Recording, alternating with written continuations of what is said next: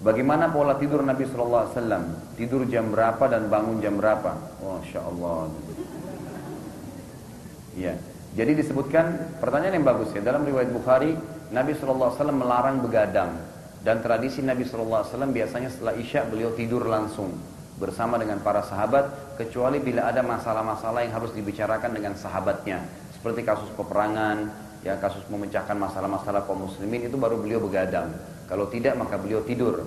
Bahkan Umar bin Khattab radhiyallahu anhu seringkali memukul orang-orang yang begadang tanpa ada kegiatan pasti. Ya, beliau sambil berkata, apakah kalian sekarang membuka mata kalian sehingga akhirnya kalian tidur di waktu subuh, gitu kan? Jadi Umar bin Khattab malah memarahi mereka. Dan buku-buku hadis kita menyebutkan dalam Sahih Bukhari, Sahih Muslim, Sunan Abi Dawud, Tirmidzi, di semua kutubus sittah itu 6 buku hadis mengatakan ada bab nahi anis samar, dilarang begadang ya kalau tidak ada keperluan. Dan Nabi SAW sekali lagi tidur di waktu itu. Kemudian kalau Nabi SAW bangun, itu beliau bangun biasanya ya sebagaimana Allah katakan dalam Al-Quran tadi, nisfahu aw inqus minhu qalila. Kata ulama tafsir, pertengahan malam atau lebih kurang dari itu. Jadi Nabi SAW seringkali atau hampir setiap tradisi beliau itu sholat di seperdua malam.